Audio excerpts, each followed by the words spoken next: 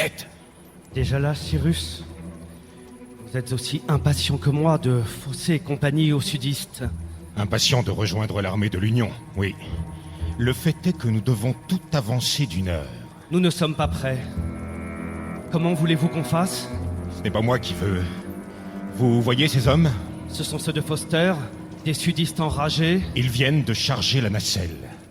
À minuit, le ballon s'envolera au-dessus de Richmond, au-dessus de nos troupes qui font le siège et vers les lignes ennemies. Il faut saboter le ballon? Il faut s'envoler avant eux. Pourquoi secouez-vous la tête? Les hommes que je vous ai promis. Eh bien, Pencroff vient d'être mis au trou. Butcher s'est foulé la cheville. tant pis pour eux. Il reste qui dans votre baraquement? Nab, un sergent des troupes de couleur. Je prends. Qui d'autre? Harbert, un jeune tambour du 3e régiment d'infanterie, prisonnier des sudistes comme nous. Quel âge? 16 ans à peine. Il pèse la moitié d'un homme. Nous serons 3 et demi dans la nacelle. Adopté. Ici même, dans 1 heure. Cyrus, Oui. si nous échouons... Pas besoin d'espérer pour entreprendre, ni de réussir pour persévérer. Adopté. Dirais qu'une tempête se lève. Les sentinelles sont à l'abri. Profitons-en. Nab, Harbert, grimpez dans la nacelle et tranchez les sacs de l'Est. Vous y allez pas avant nous? Une petite diversion favorisera notre fuite. Une diversion? Tais-toi et cours, Harp. Fais confiance à Monsieur Cyrus. Pourquoi on n'attend pas que la tempête se calme? Allez! Hey! Spilett, la mèche. Votre flamme est avancée, maître Cyrus. Et maintenant, filons par les airs. Qui va là? Des prisonniers! Des nordistes s'emparent du ballon! Arrêtez-les! Arrêtez ces Yankees!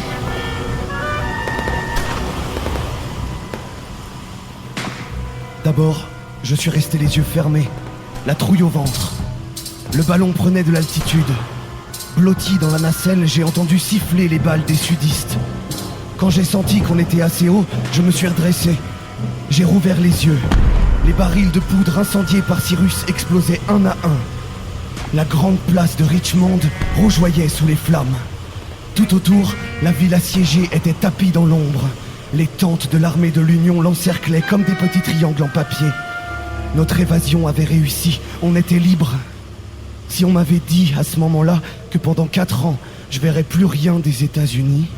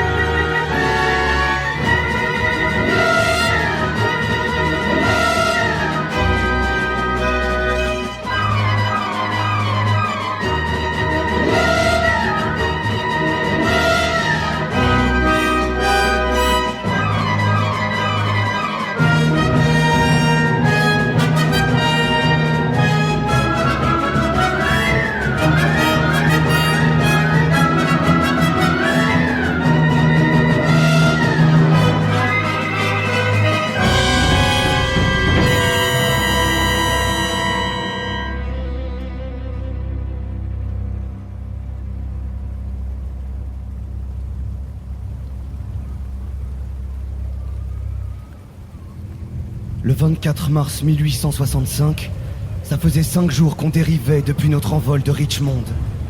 L'ouragan ne flanchait pas. Autour de nous, tout était brume, sifflement, épingles d'eau qui nous cinglaient les yeux.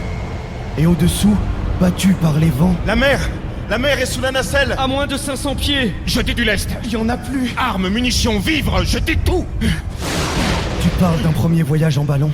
C'était la première fois que je voyais l'océan. L'enveloppe se distend, plus assez de gaz. On dégringole! Accrochez-vous au filet, la nacelle à la mer. À la mer? Tranchez-moi ces cordes, tranchez-les. On remonte! J'ai parlé trop vite, non? On était tous agrippés au filet quand la toile s'est déchirée.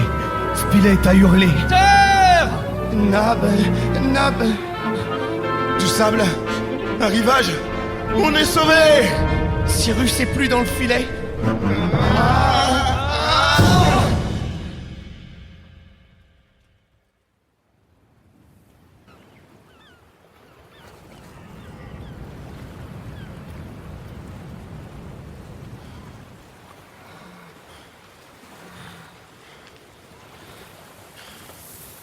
Cyrus. Cyrus! Cyrus? Ah, Cyrus! Il a dû couler par le fond. Son corps finira par rouler sur la plage. Vous vous trompez, on le retrouvera sans une égratignure. 2 heures qu'on parcourt ce rivage. J'aimerais bien savoir où on est. Cyrus nous le dira. Ou les crabes le diront à ses viscères. Non mais il est vivant, je vous dis. Pourquoi vous en êtes si sûr, Spilett? Je connais Cyrus. J'étais en train de faire son portrait pour le New York Herald quand les rebelles nous ont capturés. Journaliste, hein? Un grand reporter. Oh! Cyrus est un ingénieur, un savant. Mais il n'est pas que ça. En même temps qu'il dirigeait les chemins de fer pour les forces de l'Union, il a été de toutes les batailles. Paducah, Port Gibson, le Potomac. 100 et 1000 fois, il a risqué sa vie. Et il sait nager, votre savant? Il s'en est toujours tiré.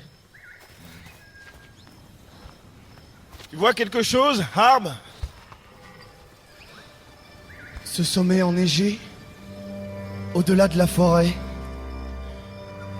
On dirait le cratère d'un volcan. Ma main a coupé que c'en est un. Il y a des volcans au large de l'Amérique. Ah, on est plus loin que ça, mon garçon. L'ouragan nous a jetés dans les plus mauvais parages du Pacifique, sans doute loin, très loin de la route des navires. Mais moi, ma mère attend que je revienne du front. Et ton paternel? Jamais rencontré. Eh, on a tous quelqu'un qui nous attend. En plus des balles des sudistes. Harb. Notre premier abri, on l'a appelé les cheminées. Un tas de rochers maintenus ensemble, je sais pas comment. Des courants d'air géants s'engouffraient dans ce labyrinthe, comme si le diable y jouait de la trompette. Pour le rendre habitable, on a bouché les ouvertures avec des branches sèches, des broussailles et du bois mort charrié par un cours d'eau. Mais c'est de l'eau douce. Ici l'eau, là le bois, et voilà notre maison. Vous mangez pas, Spilett? On peut se nourrir de coquillages pendant quelques jours, ou des œufs de pigeon qu'on a dénichés entre les roches. Mais il nous faudra plus que ça pour survivre. Ces algues sont peut-être comestibles? Nous n'avons rien, ni armes, ni outils. On n'a pas eu le choix.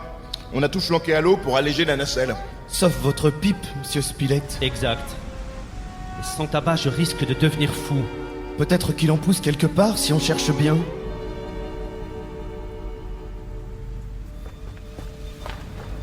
Mais où il va? Cherchez Cyrus! En pleine nuit? C'est que le manque de tabac fait pas faire. Reste ici, Harb. Je l'accompagne.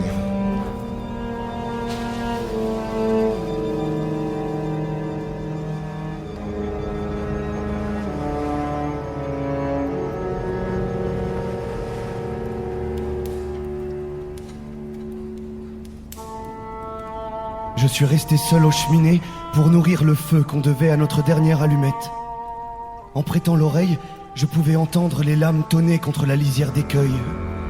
D'un côté, le fracas assourdissant de la mer, de l'autre, des grognements de fauves venus gratter le sol tout près des cheminées.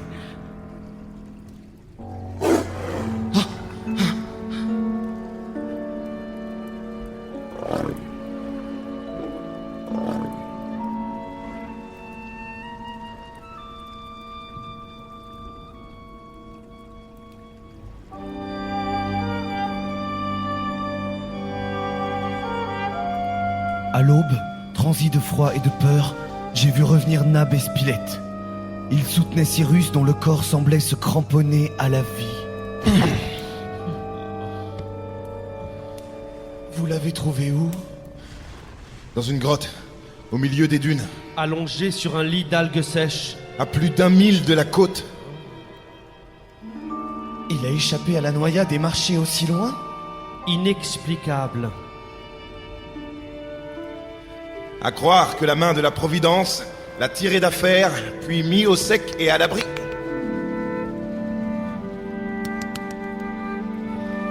Nos frictions ont rétabli la circulation du sang. Cyrus a remué les lèvres.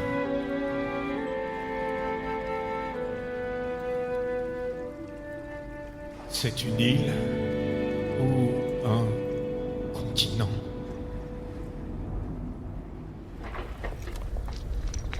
Dès le lendemain, Cyrus nous a emmenés en excursion.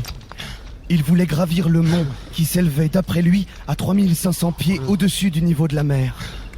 On s'est armé de bâtons et, sous un soleil aveuglant, on a grimpé sur des roches rougeâtres. Débris de basalte, pierre ponce, obsidienne. Nous sommes sur un terrain volcanique. Là, Spilett, sous les futaies, des moutons, Non, des chamois. Ou plutôt... Des mouflons! tu sais ça, toi. Harbert, c'est un tas de trucs, en plus de jouer du fifre et du tambour. Tu as remis Cyrus sur pied en un temps record. C'était quoi, ce breuvage? Basilic, mélisse, bétoine. Il y a toutes les plantes imaginables autour des cheminées. Oh, notre jeune tambour est féru de sciences naturelles. Qui l'eût cru? Avec lui, pas besoin de médecin. Tant mieux. Mais j'espère ne pas passer l'hiver dans ce coin reculé. Oh! Attention! Tenez, votre bâton. Merci, Nab. Cyrus s'est arrêté. Alors, on voit quoi de là-haut? Regardez de tous vos yeux. Regardez.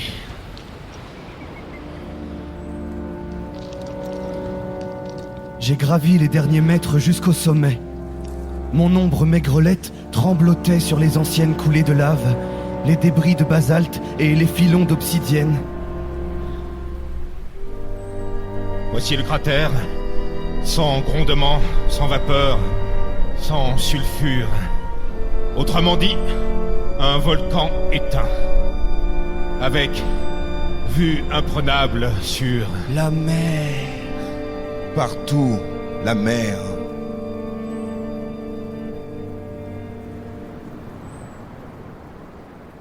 Pas une voile, juste l'immensité bleue, et puis nous, coincés sur une île déserte. Nous devons être à 1200 milles de la côte la plus proche. Aucun navire construit par nos propres moyens. Passer l'hiver, vous disiez, Spilett? Peut-être plus qu'un hiver en fin de compte.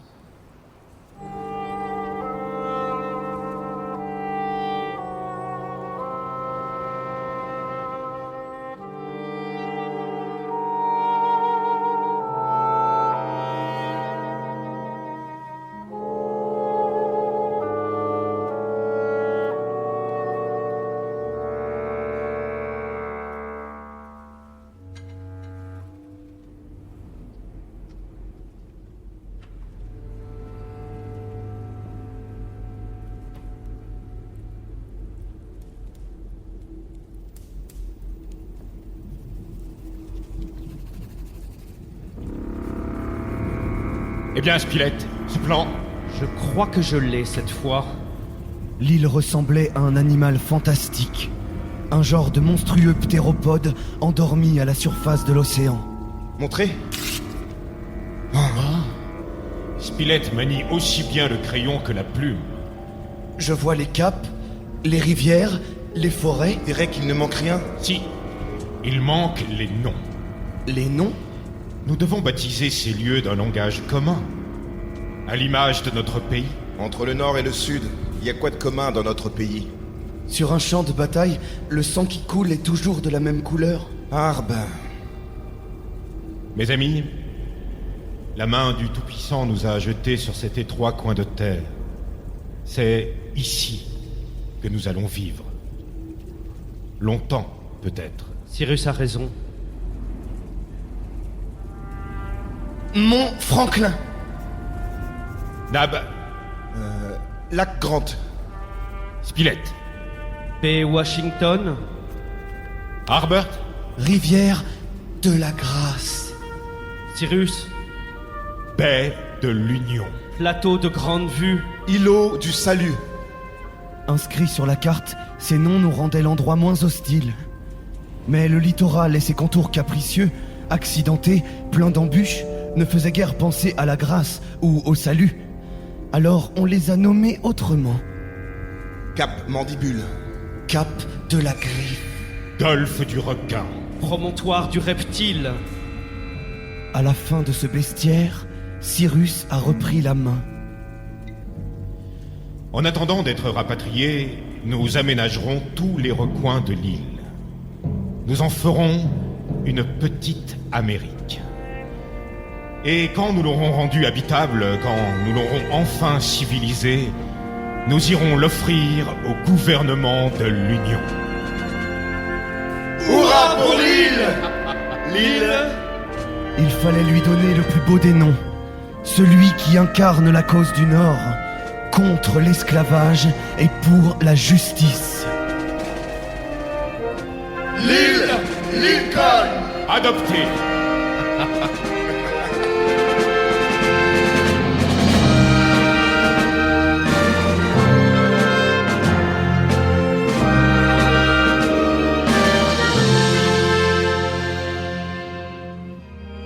Ce baptême a eu lieu le 30 mars 1865. On était loin de se douter que 16 jours plus tard, à 2 pas du Capitole, le président Abraham Lincoln tomberait sous la balle d'un fanatique.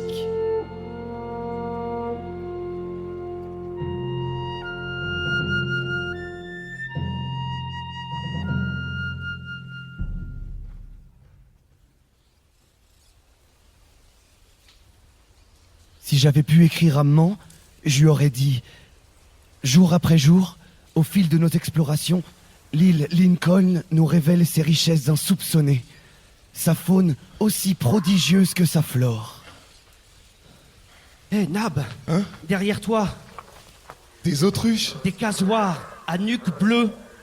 Gare à leurs griffes. Ils viennent de pondre.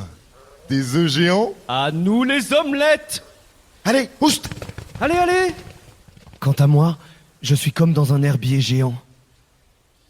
Il y a les fougères arborescentes, avec leurs palmes qui retombent comme les eaux d'une vasque. Les caroubiers aux longues gousses qui renferment des pulpes sucrées. Déodars, gommiers, casuarinas. À croire que les arbres de tous les continents sont venus ici faire un pow-wow. Pareil pour les cacatoès, les perruches, les kangourous et les cabiais qui peuplent le cœur de l'île. C'est moi qui ai donné à cette forêt sauvage le nom de Far West. Mais tu le sauras jamais, maman. Ici, y a pas plus de postiers que de tabac pour Spilett.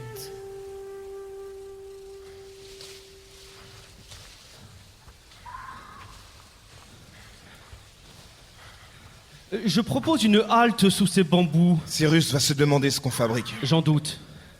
Il est parti faire le tour du lac, à la recherche du déversoir. Pourquoi il cherche le déversoir? Il pense que si on peut détourner le cours d'eau, des cavernes s'assécheront dans le granit et qu'on y logera mieux qu'aux cheminées. Chut! Qu'est-ce que tu as, Nab? Vous avez jamais la sensation d'être épié? Il y a des orang-outans dans ces bois. J'en ai vu un tout à l'heure. Je parle pas d'animaux. Je parle d'humains. On ferait mieux de rejoindre Cyrus, non?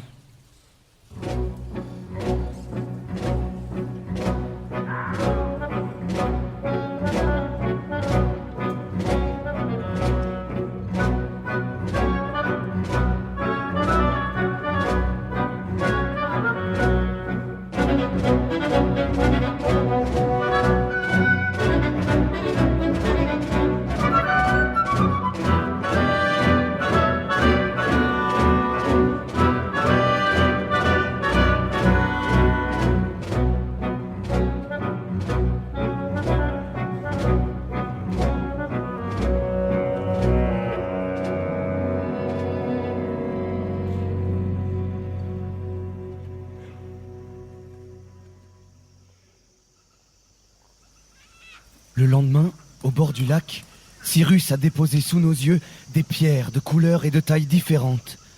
J'y voyais que des cailloux, mais lui appelait ça... Minéraux. Mes amis, Ceci est du minerai de fer. Ceci, une pyrite.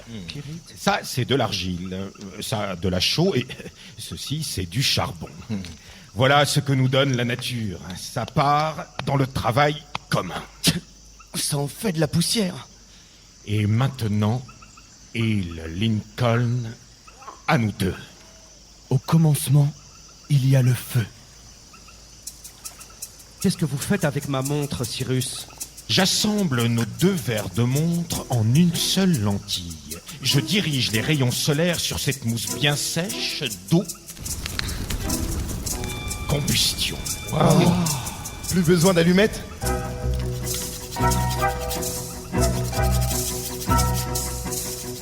Puis vient la conquête du premier outil.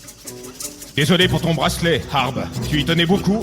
Maman me l'a laissé pour que je pense à elle. Quand Nap aura fini d'affûter ses 2 moitiés d'anneau, nous aurons 2 couteaux. Désolé, maman.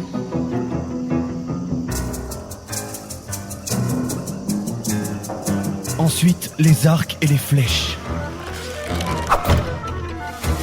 Grillé à la broche, la chair de ce coq de gruyère sera juteuse à souhait. Bien visé, Harb. Je visais le hérisson. C'est un porc épique. Ah. Ces piquants feront d'excellentes flèches.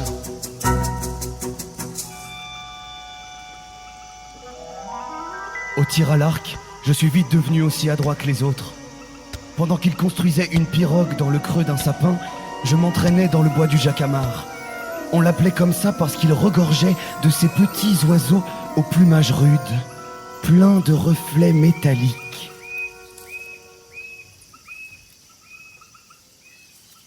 Il me fallait des paniers pour mes récoltes de rhizomes, d'amandes de pin pignon et de racines de dragonnier. Un matin, à la pointe nord du lac, j'ai découvert un champ de saules. Alors, de chasseurs-cueilleurs, on s'est transformé en vanniers. Corbeilles, paniers, hottes en osier sont venus équiper ce que Cyrus appelait désormais notre colonie. Mes amis, je vais vous demander une chose. Quoi, Cyrus? Ça doit pas être facile, Spilett, de tresser un panier avec une pipe dans le bec. Si au moins vous pouviez la fumer. Mes amis, disais-je... Je la garde pour le goût. Ah. Le souvenir du goût. Cyrus va parler. Excuse-nous. Nous sommes sur cette île depuis 2 mois et rien n'indique que nous serons rapatriés demain. Ni même dans 1 an.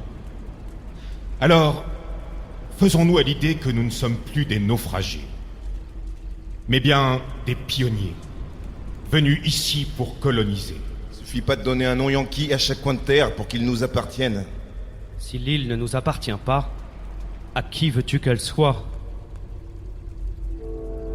Personne n'osait poursuivre. On pensait tous la même chose. Les mains qui le premier jour avaient sauvé Cyrus de la noyade, c'était pas celle d'un orang-outan. Et si des indigènes se cachaient dans l'île, pourquoi nous voudraient-ils du bien? Je commençais à me demander, est-ce que la Providence a un faible pour nous? La Providence avec un fusil de chasse? Ça se passe le 6 mai, tandis qu'on dévore un cochon sauvage tombé dans nos trappes de la forêt du Far West. Qu'y a-t-il, Spilett? Il y a que je viens de me casser une dent. Un caillou dans un pécari? C'est pas un caillou, c'est un grain de plomb. Inexplicable. Une balle de fusil avait tué ce pécari âgé de quelques semaines. La Providence voulait-elle qu'on engraisse? 10 jours plus tard, on retrouve la toile de notre ballon suspendue à la cime d'un pin. Chargé de ce coton qui va nous fournir du linge pendant des mois, on rentre aux cheminées. Mais la rivière de la Grâce ne se laisse pas franchir si facilement.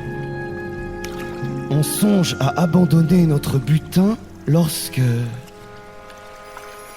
Qu'est-ce qui dérive, là? Notre pirogue? Elle a rompu son amarre et suivi le courant. Il faut avouer qu'elle arrive à propos. La toile du ballon? La pirogue? Appelez ça comme vous voulez, mais pas coïncidence. pas deux coïncidences le même jour. Le 10 juin, notre troupe se perd en pleine nuit, après 3 jours de chasse au canard dans les marécages de l'île. On croit bien qu'on ne retrouvera jamais le chemin. Là! Dieu soit loué! Une lueur! C'est le mont Franklin, illuminé comme par un météore. S'il ne s'éteint pas, on pourra regagner les cheminées. Serait-ce une éruption partielle du volcan? Un feu aussi vif? Non. Non, on dirait... une nappe électrique. Et pourtant, aucun orage dans l'air. J'y perds mon latin. Moi, j'ai jamais su de latin, à part les noms de plantes.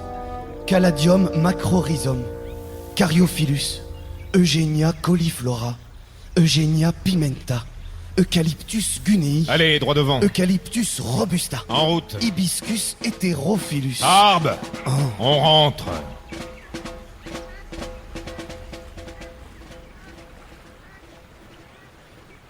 Vers la fin du mois de juin, on ne spéculait plus sur l'orang-outan sauveur, les indigènes qui jouent à cache-cache ou la Providence armée d'une carabine. On était trop occupés à assurer notre survie. Cap Mandibule, hein? Avec tous ces pingouins, on se croirait dans le Grand Nord. Chut! Vous allez réveiller les phoques. Pourquoi nous emmener ici? Et pourquoi nous armer de gourdins? Voilà 3 mois que nous sommes arrivés. Il est temps d'entrer dans notre période métallurgique. Le rapport avec ces 2 phoques? Spilett, Nab, allez de ce côté de manière à les prendre à revers. Arbe et moi, nous mènerons l'assaut de face. L'assaut? Oh, il se tortille! Nous ont repérés! Chargez!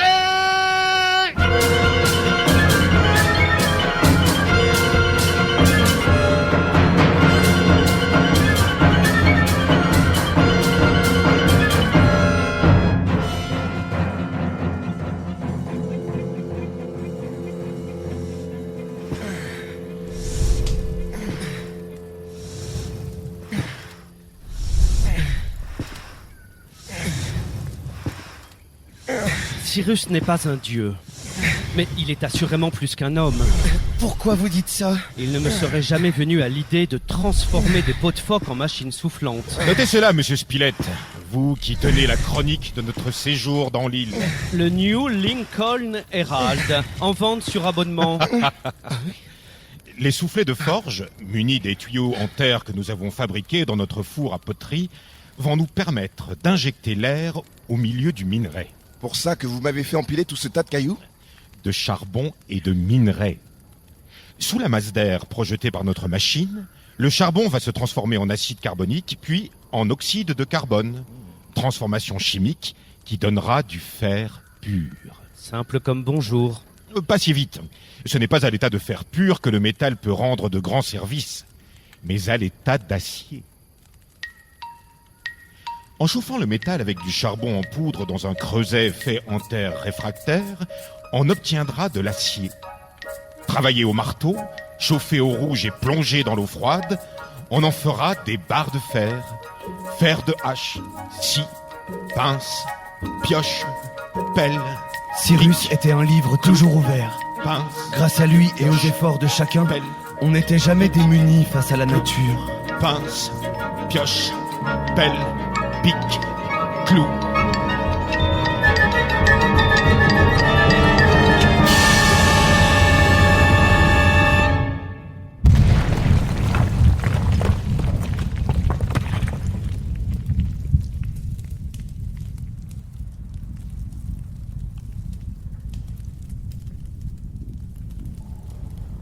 J'ai cru que toute l'île tremblait sur sa base.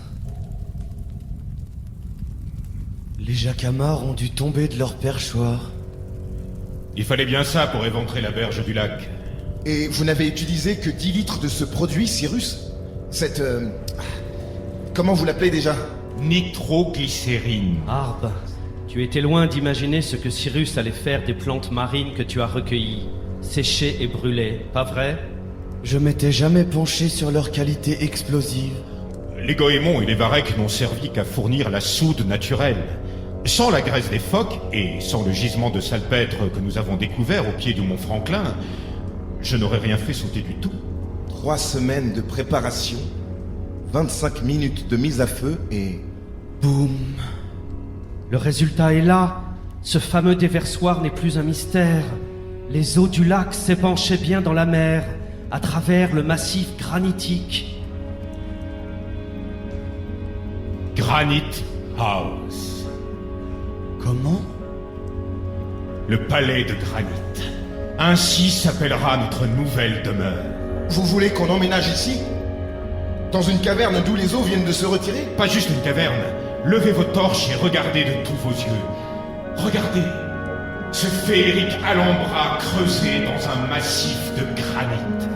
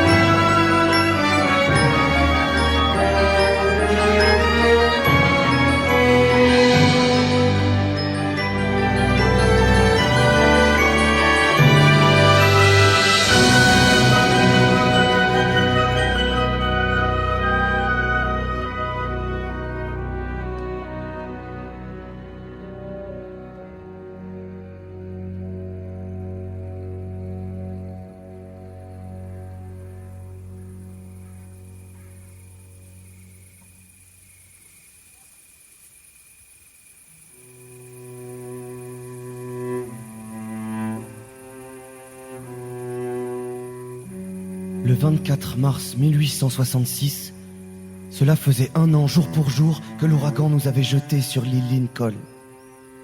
J'avais pas mal changé en 1 an. À force d'exercice et de vie au grand air, j'étais moins maigrelet. J'avais la peau plus tannée. Et je n'écrivais plus amement dans ma tête des lettres qui ne pouvaient pas lui parvenir. Cyrus m'apprenait les règnes de la nature, minéral, végétal, animal. Spilett, les pays où il avait voyagé et comment parler comme un snob. Nab, qui sait tout faire de ses mains, à construire des cabanes dans les arbres pour observer les casoars, les sangliers et les tétras. Pour rien au monde, j'aurais quitté cette île. Le soir, quand nos travaux étaient terminés, on s'asseyait face au plateau de grande vue, sous une véranda que j'avais tressée de mes mains.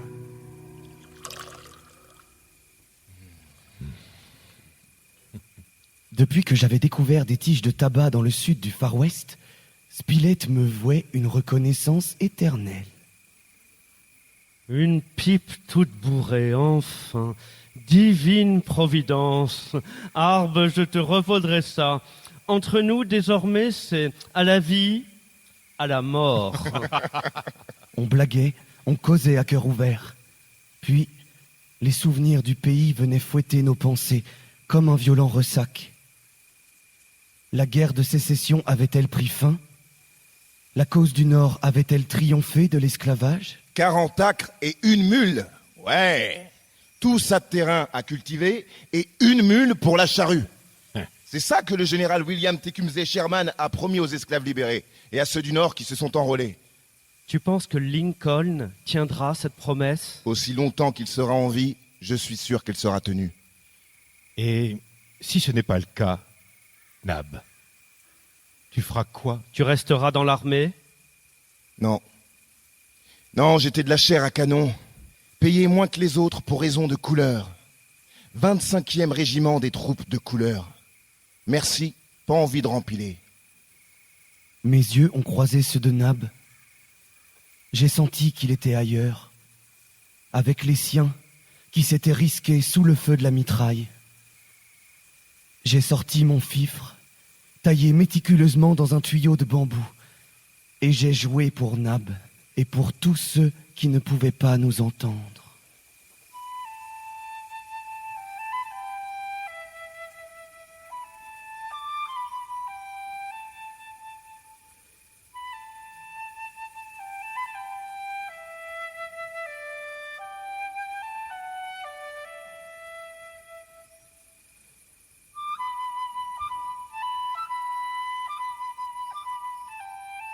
Spilett, approche-toi. Quoi, Cyrus? Les puits de Granite House.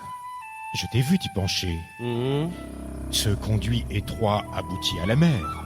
Non sans se ramifier, je présume, en étroits boyaux à travers la charpente de l'île. Tu as entendu ce grondement, ce murmure? Comme un tressaillement sorti des entrailles du sol. Se pourrait-il qu'un monstre marin Poulpe ou céphalopode vienne respirer au fond du puits?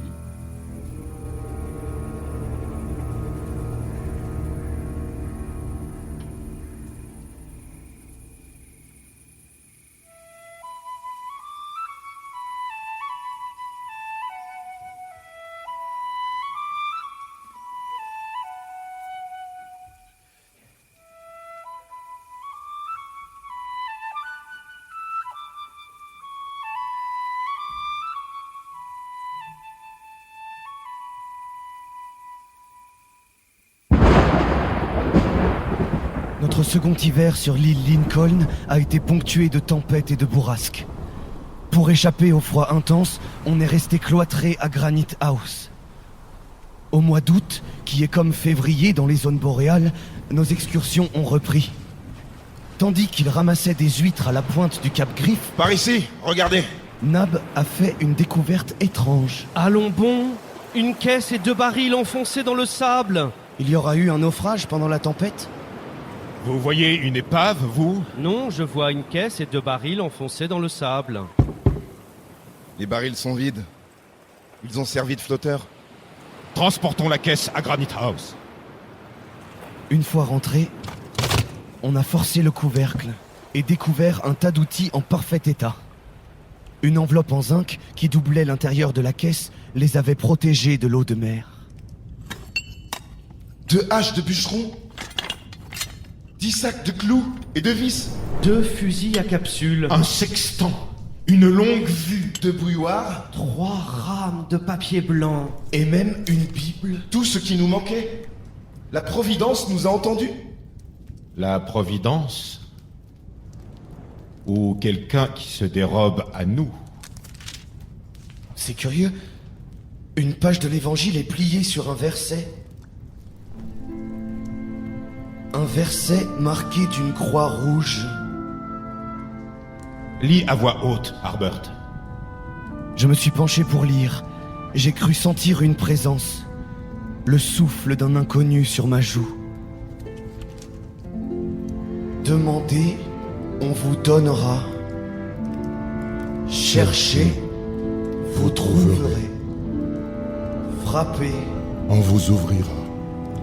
quiconque demande, reçoit. Qui Qui cherche, cherche, trouve. Depuis le début, il nous écoute. Il nous observe. Dès lors, les incidents étranges qui s'étaient succédés sont apparus sous un nouveau jour. On n'y voyait plus la main de la Providence, mais celle d'un bienfaiteur mystérieux.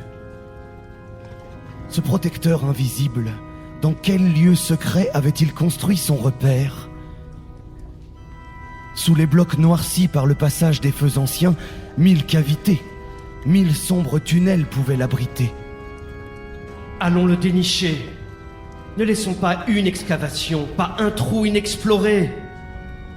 Un mystère pareil, c'est le rêve de tous les reporters.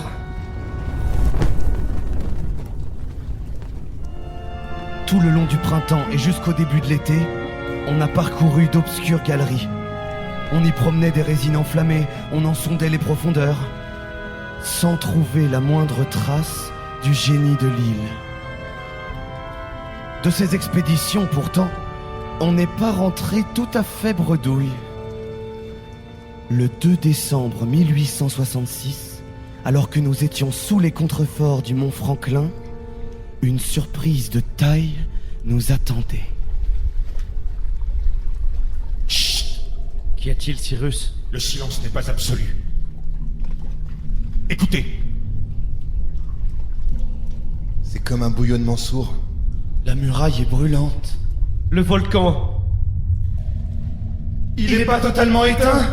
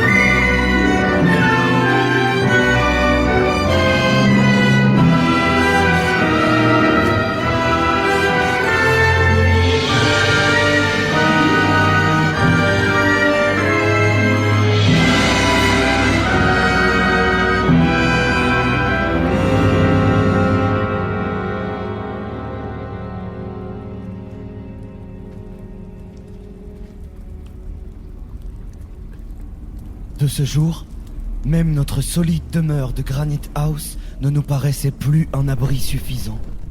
Si l'envie lui en prend, le volcan peut se réveiller à toute heure. Ça ne semble pas t'inquiéter, Cyrus. Regardez. En cas d'éruption, si les laves prennent le chemin du lac, elles seront rejetées sur les dunes et le golfe du Requin. Elles épargneront notre domaine de grande vue. Alors on continue, comme si de rien n'était? Le Vésuve n'a pas empêché le nom de Pompéi de retentir jusqu'à nos oreilles. Je me verrais bien en statue pétrifiée, un crayon à la main. Oui. Vésuve ou pas, il nous reste beaucoup à faire. Construire un moulin, récolter du blé, fabriquer du pain, bâtir un pont, des routes et un télégraphe pour relier à Granite House les étables, la basse-cour et l'enclos qui abritera des mouflons et d'autres animaux à laine. Un télégraphe, rien que ça. Les poteaux, les fils en fer passent encore. Mais la pile? Comment allons-nous confectionner une pile électrique? Il est vrai que nous n'avons pas de cuivre, mais souvenez-vous que la caisse à outils est doublée d'une enveloppe de zinc. Ce sera une pile rudimentaire, acide azotique, potasse, zinc. Il appelle ça rudimentaire. Cyrus sera toujours Cyrus.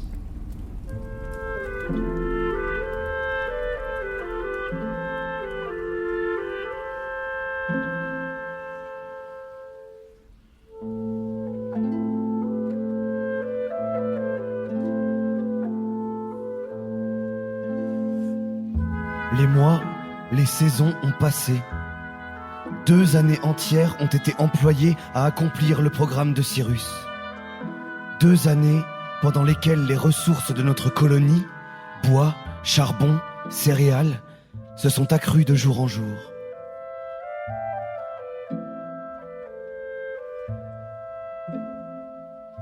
Le 1er de l'an 1869, la colonisation de l'île était presque achevée. Quant à notre mystérieux bienfaiteur, il n'avait plus donné signe de vie.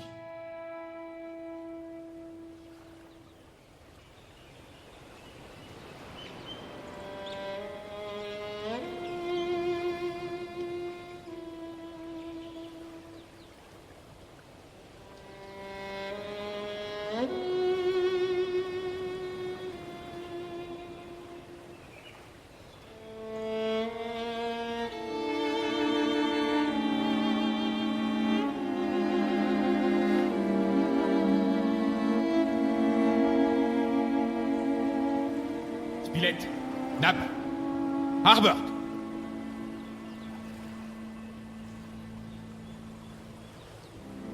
Le 5 mars, du haut de Granite House, Cyrus, à travers sa longue vue, aperçoit un point sur l'horizon de mer. Quoi? Une épave à l'horizon? Ce serait bien la première fois? Ce n'est pas une épave. C'est un navire. Il vient droit sur nous. Vous distinguez ses couleurs? Ni américaine, ni anglaise. On dirait une couleur unie. Le pavillon chilien, mais il est tricolore. Qu'importe sa couleur du moment qu'il nous voit. Une brise déploie le pavillon. Enfin. Alors, Un pavillon noir. Des pirates sur nos côtes. Armes et munitions! mais déjà, le brick des écumeurs des mers, un 2 mâts pouvant contenir jusqu'à 50 hommes, se met hors de portée de nos fusils. Ils bifurquent vers le cap Mandibule. Ces frépouilles ne soupçonnent pas notre présence. Ils doivent penser que le golfe du Requin est l'endroit idéal pour jeter l'ancre. Jeter l'ancre? Et puis quoi? Tu as ta réponse, Nab. Détruire, ravager, piller. Faire leur métier de pirate, en somme. Nos plantations! Notre basse-cour! Notre enclos! Ils peuvent tout détruire en quelques heures. Aucun moyen de les en empêcher. Oh non! Prenons nos fusils et plaçons-nous en embuscade. On pourra peut-être en abattre quelques-uns.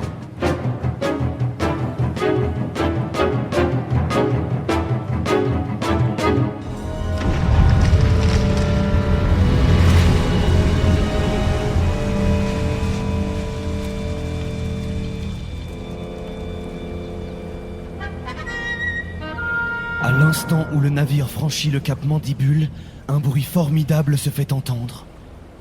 Soulevé par une trombe liquide, le brick s'ouvre en deux. En moins de 10 secondes, il coule avec son équipage. Inexplicable. Fort explicable au contraire. Tu as vu quelque chose, Cyrus? Vu? Non. Mais je sais ce que fait une torpille quand elle frappe un navire. J'ai rien vu à la surface de l'eau. Sous-marine, Harb.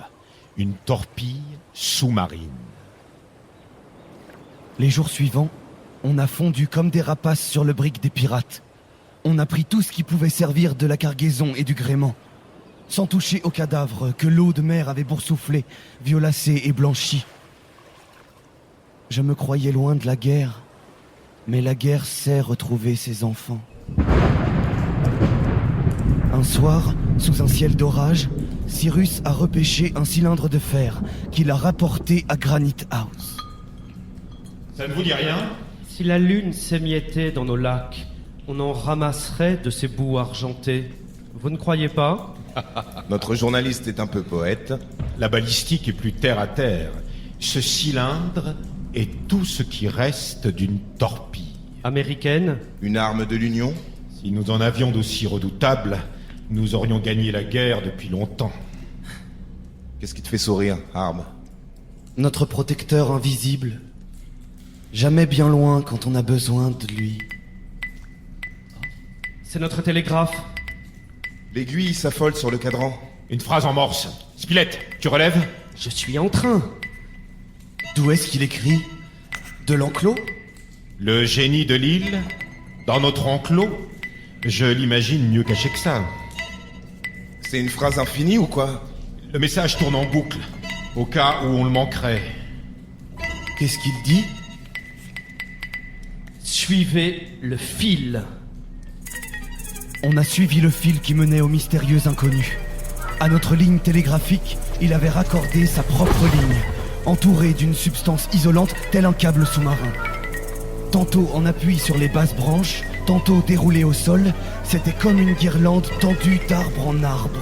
Un funambule qui danse à travers l'île. La nuit tangue, le ciel est en feu. Un éclair n'attend pas l'autre. Quelques-uns frappent la cime du volcan, piquent dans le cratère. On dirait que le mont Franklin crache des flammes. On atteint les coulées noires, ces tuyaux de roches éruptives appelés orgues basaltiques. Le fil suit un ravin étroit, capricieusement tracé, puis s'enfonce dans une excavation où roulent des eaux mêlées d'écume. Là, nous attend un canot en fer boulonné. Embarquons. Mon cœur palpitait. Qu'allions-nous découvrir dans cette crypte au silence imposant? Vous voyez le fil, vous? Il est là. Il court. Accroché au saillie du roc. En avant. À la lueur de notre lanterne, on distinguait des fûts de basalte. Immenses colonnes que la nature avait dressées par milliers aux premières époques de la formation du globe. La caverne s'élargit. Regardez. Une source lumineuse. Cyrus, vous voyez ce que je vois. Au centre du lac, un long objet fusiforme émergeait des eaux. Un sous-marin. 2 faisceaux s'en échappaient, comme de 2 foyers chauffés à blanc. Cette machine prodigieuse ressemble en tout point au... Nous avons lu le même témoignage, Cyrus, celui que j'aurais aimé publier. Une trappe est ouverte. Il nous attend, je suppose. Qui nous attend? Un hors-la-loi, Une légende. un génie. Vous voulez le rencontrer comme ça? On sent tous le putois.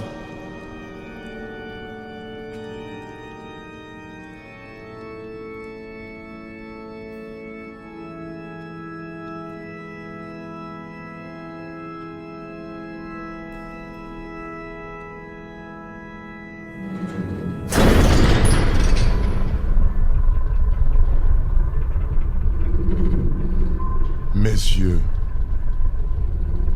Jeune homme, bienvenue dans le Nautilus. C'était un vieillard au regard fier, à la crinière noble et généreuse. Il nous dévisageait depuis le divan où il était étendu. Le salon du sous-marin était parsemé de trésors, des merveilles de la nature et d'autres sculptées par la main de l'homme. Capitaine Nemo, vous nous avez convoqués, nous voici. Moi qui pensais ne plus avoir de nom. Qui a pu trahir mon secret? Restez allongés. Nous venons plus près. Vous admirez mon orgue. Un orgue d'église dans un sous-marin. 3 de ses touches sont enfoncées et ne se relèvent plus. Il est comme moi. Son fluide vital le quitte peu à peu. Eh bien, ce traître, il doit s'agir du savant français que le hasard a jeté à mon bord il y a... 16 ans, capitaine. Il a raconté votre histoire dans un livre intitulé 20 000 lieues sous les mers. Le professeur Aronnax. Pendant 7 mois, il a été mon captif à bord du Nautilus. Il a vu ce que peu d'humains ont vu. Mais qu'a-t-il jamais su de Nemo? que vous étiez un révolté, un constructeur de génie mis au banc de l'humanité. J'étais le prince Dakkar, héros de l'indépendance indienne, soulevé contre l'oppresseur britannique. Ma tête a été mise à prix. Et s'il ne s'est pas trouvé un traître pour me livrer, ma femme, mes enfants ont payé pour moi. Indien par la naissance, je le suis resté par le désir de vengeance. Après le martyre de mes proches, je me suis réfugié avec 20 compagnons dans le Nautilus. Ce sous-marin construit d'après mes plans et dont l'électricité domptée par mes soins est la force motrice. Vous êtes parti en guerre. C'était il y a 30 ans. Je me suis retiré dans les profondeurs de la mer, le seul milieu où j'ai trouvé l'indépendance. Paria de l'univers habité, j'ai recueilli dans des mondes inconnus des trésors admirables. Et mon Nautilus a éperonné tous les navires de la flotte anglaise que j'ai croisés. Quelle haine! Quel voyage! Quel gouffre! Tout ça me semble si loin aujourd'hui. Cette île était votre repère? Elle me servait de port de relâche. Un parmi d'autres. Au seuil de mes 60 ans, c'était il y a 6 ans, je crois. Après avoir enterré mes derniers compagnons dans leur cimetière de corail, au fond du Pacifique, je me suis réfugié ici. Je n'attendais plus rien, ni personne, lorsque vous avez atterri. Je vous dois la vie, capitaine. Je chassais l'espadon quand vous êtes tombé dans les parages. Je ne vous en ai pas voulu d'avoir fait fuir mon dîner. La caisse d'ustensiles, c'était vous, n'est-ce pas? Vous ne pouviez pas tout fabriquer de vos mains. Et le torpillage du brick également. Ces pirates vous auraient réduit en charpie.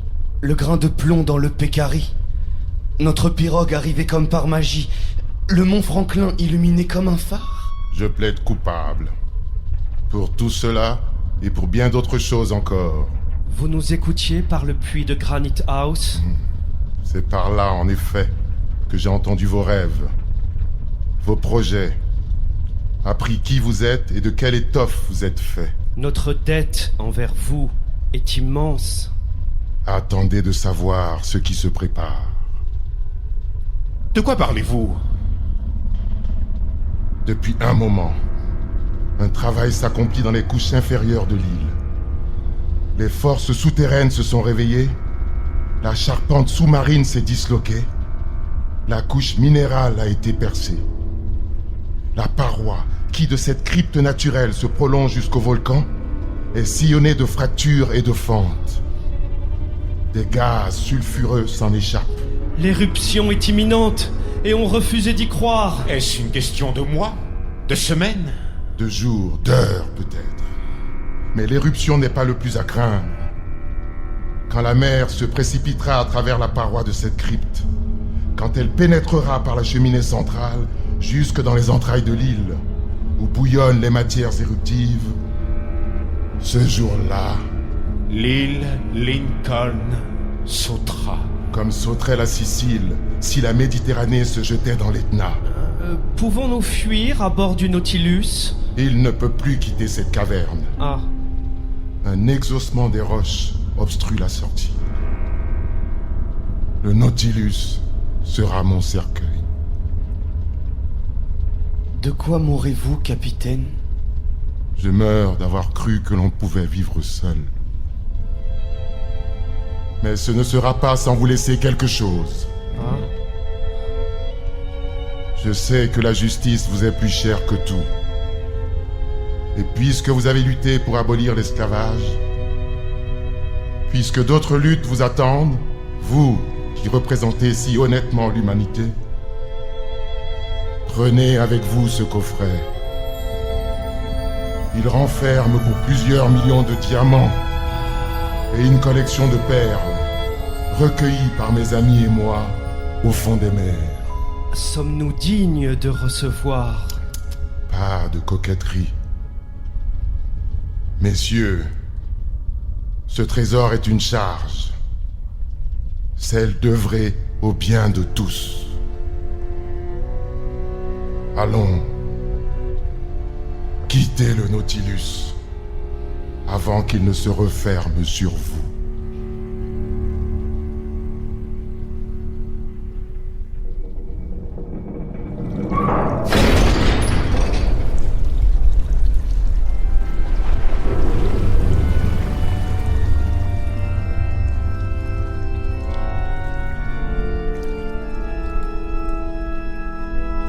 La barque nous a éloignés du Nautilus comme on s'éloigne d'un rêve.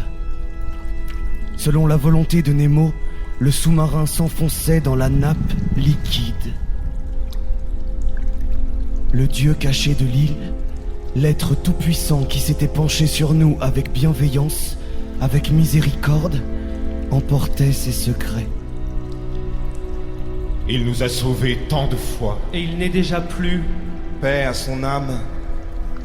Tandis que les eaux redevenaient obscures, j'ai cru entendre ces dernières paroles résonner dans la crypte. Harbert, Nab, Cyrus, Spilett, vous qui vous êtes voués à l'œuvre commune, sachez que j'ai de la tendresse pour vos efforts. Oui, je vous aime. Je vous ai aimé.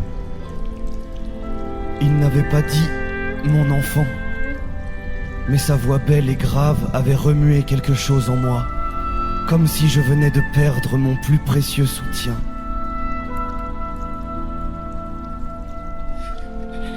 Harb. Pose ta tête, Harb. Pose ta tête. Là.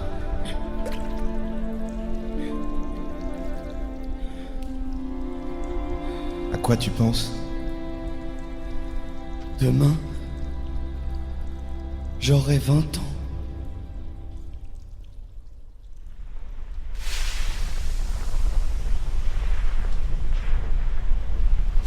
Une semaine après notre sortie de la caverne, les premières vapeurs se sont échappées du cratère. Le volcan se réveille. L'île va s'effondrer sur elle-même. Nous devons fuir. Mais comment? Construisons un navire. Si le temps manque pour le gréer, on l'équipera en mer. Le mont Franklin devient une gigantesque torche. Sa lueur fauve se répand. Des gerbes de feu jaillissent du cratère, comme un bouquet d'artifice. Vallées, rivières, Far West, les laves envahissent tout. Et comme Nemo le prédisait, dans la charpente de l'île, la muraille de basalte se met à craquer. La mer déferle dans la cheminée centrale et se vaporise aussitôt. Le cratère est trop étroit pour libérer toute cette vapeur. La nuit du 20 au 21 mars, une explosion secoue les couches de l'air. Des blocs de montagnes s'écroulent dans le Pacifique. En quelques minutes, l'océan submerge l'île Lincoln.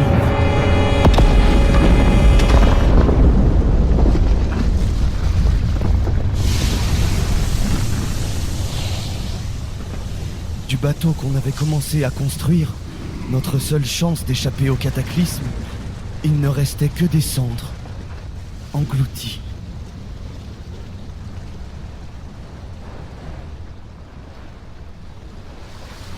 On a fini sur un roc, à une encablure de l'abîme qui était autrefois Granite House. Seul vestige de notre séjour sur l'île, le trésor de Nemo.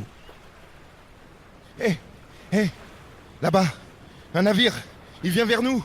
Oh Du bateau, à nous. Ah ouais! Le 24 mars, 4 ans jour pour jour après notre naufrage sur l'île mystérieuse, un voilier est apparu. Il se dirigeait vers nous, poussé par une belle brise.